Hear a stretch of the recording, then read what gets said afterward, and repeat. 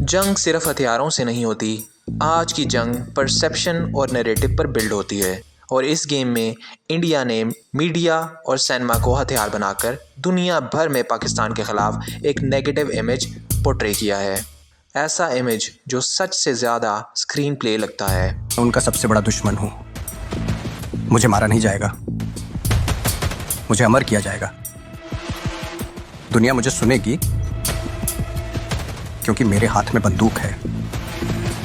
आज हम आपको बताएंगे कैसे बॉलीवुड, इंडियन न्यूज़ मीडिया और ग्लोबल लॉबीज़ ने मिलकर एक पूरी जनरेशन को पाकिस्तान से नफरत करवाने के लिए उकसाया है। बॉलीवुड दुनिया की सबसे बड़ी फिल्म इंडस्ट्री है, लेकिन पिछले 30 सालों से इसका एजेंडा सिर्फ एक था, पाकिस्तान को टेररिस्ट स्टेट दिखाना। 80 की दहाई में पाकिस्तानी जर्नल्स को विलन दिखाना, 90 की दहाई में आईएसआई एजेंट्स को और 2000 के बाद पाकिस्तानी जिहादीज़ को। हर दूसरी फिल्म में पाकिस्तान या तो ब्लास्ट का जिम्मेदार है, या तो बॉर्डर पर दुश्मनी करता नज़र आ रहा है, या क्रिकेट मैच फिक्सर के रूप में सामने आता है।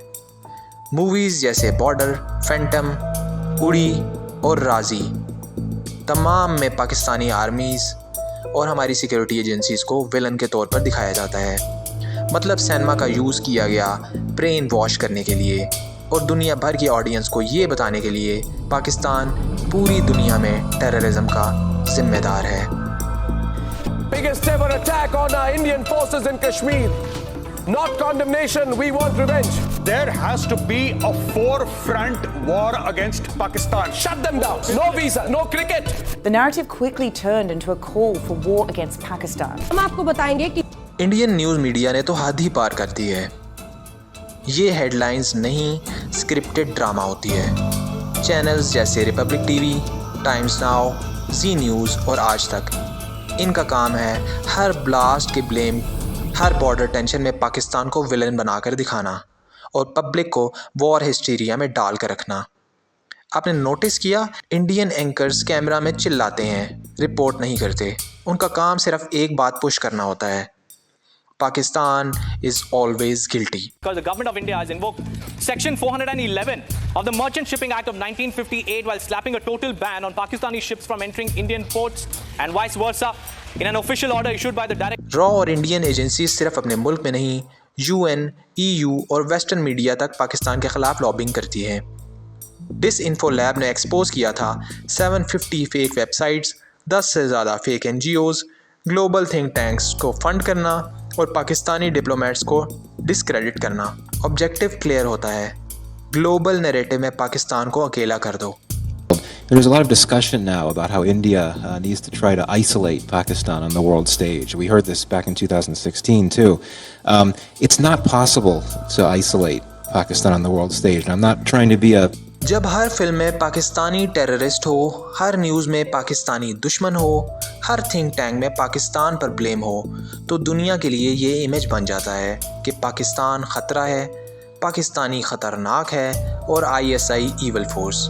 Criticized is that Pakistan uses these proxies. Unless that is overcome and these terrorist attacks continue, The Samjhota Express, the entire train was burned. यही है वो सॉफ्टवेयर जो आज इंडियंस माइंड कंट्रोल का टूल बन चुका है।